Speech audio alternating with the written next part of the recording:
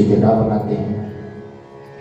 प्रयाग में जाकर भरद्वाज ऋषि से मिलते हैं और उसके बाद भगवान गंगा पार करने के लिए नाव ढूंढने लगे। गंगा के किनारे, गंगा के घाट पर खड़े हो गए। राम लक्ष्मण सीता नाव की प्रतीक्षा करने लगे। कोई केवट दिखाई दे तो नाव से गंगा पार हो जाऊं। एक केवट दिखा, केवट को बुलाया भगवान ने। राम जी ने कहा, केवट भैया हमें गंगा पार करा दो, हमें गंगा उस पार जाना है। केवट ने कहा, अवश्य प्रभु। केवट बार बार कभी अपनी झोपड़ी में, कुटिया में भीतर जाए, कभी बाहर आए, कभी भीतर जाए, कभी बाहर आए। बड़ी देर से केवट ये क्रम कर रहा था। भगवान ने पूछा केवट से, क्या बात है पुत्र, तुम हमारी बात का ध्यान नहीं दे रहे हो, हमें गंगा पार होना है, जल्दी करके हमें पार करा दो। तुम किसी बात का संकोच कर रहे हो, मुझे लग रहा है, तुम क्या सोच रहे हो केवट?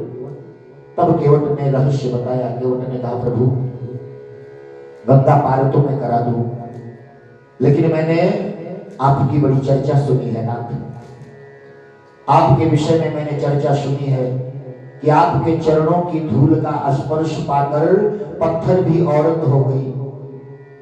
अगर कहीं मेरी ये काठ की नैया है, अगर कहीं ये औरत बन गई तो मेरे लिए तो बड़ी मुश्किल हो जाएगी भगवान, क्योंकि यही एक काठ की नैया, यही मेरे जीवन का, मेरे परिवार के भरण पोषण का सहारा है। इसी से मैं अपने परिवार का पेट भरता हूँ, मैं परिवार चलाता हूँ, यही प्रतिपाल हूँ सब परिवार, नहीं जाना हूँ कछ और कबारू। मैं इसके सिवाय और कुछ जानता ही नहीं प्रभु।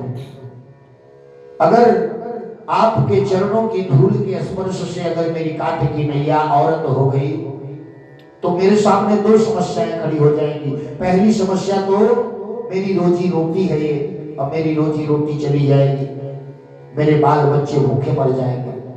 और दूसरी मुसीबत ये हो जाएगी कि अगर ये काठ की नैया भी औरत बन गई तो एक औरत तो पहले ही से घर में बैठी है, मेरा बाल नोचती है रात दिन, और दूसरी अगर ये भी अगर औरत हो गई तो दोनों मिलकर मेरा जीना मुश्किल कर देगी। भगवान इतना बड़ा उपकार हम पर मत करो। भगवान मुस्कुराने लगे। भगवान ने कहा, केवट फिर तुम ही बताओ क्या करूं, तुम ही कोई उपाय बताओ, जैसा तुम कहो वही करूं। गंगा पार हमें कराओ, गंगा पार होना हमारा बड़ा जरूरी है।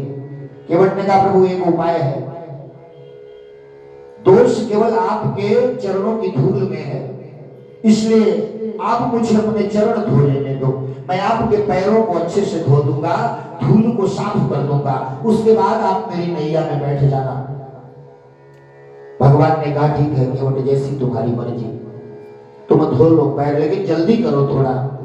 केवट कठोरता में काठ के बर्तन में गंगा जल भर कर ले आता है और भगवान के चरणों को केवट लगा धोने, प्रेम मगन होकर, और एक ही पैर को बार बार धोए जा रहा है। बड़ी देर से कई पैर रगड़ रगड़ कर धो रहा है। भगवान एक पैर पर खड़े खड़े थक गए। भगवान ने कहा, बड़ी देर से धो रहा था केवट एक ही पैर।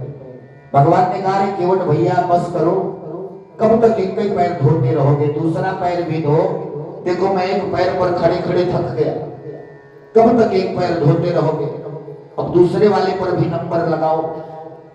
केवट ने कहा, प्रभु देखो मुझे बीच में रोको टोको मत, अब ये धोना मेरी इच्छा पर है, मेरी जब तक इच्छा होगी, जब तक मेरा संदेह नहीं मिटेगा, तब तक मैं धोऊंगा पैर, इसमें आप बाधा मत बनो, क्योंकि अगर पैर में एक धूल का कण लगा रह गया तो घटना तो फिर घट जाएगी, इसलिए मुझे खूब अच्छे से धो लेने दो, बीच में आप मेरे काम में बाधा मत डालो। भगवान ने कहा, केवट मेरी हालत देखो, मैं एक पैर पे खड़े खड़े थक गया, मेरा पैर दर्द करने लगा।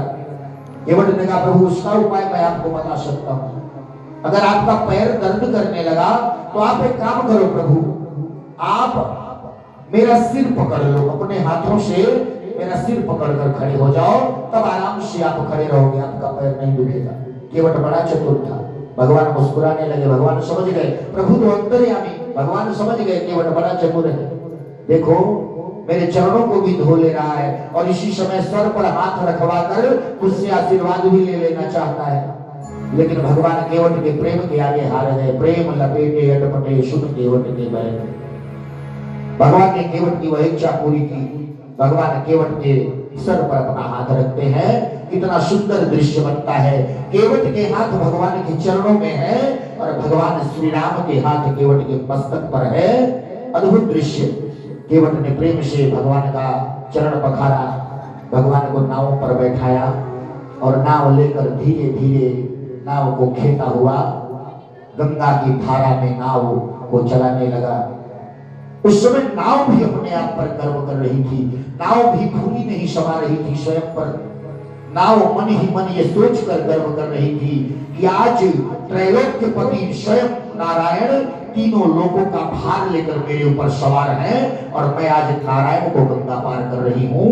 ये बात सोचकर नाव भी गर्व से भूली नहीं समा रही थी।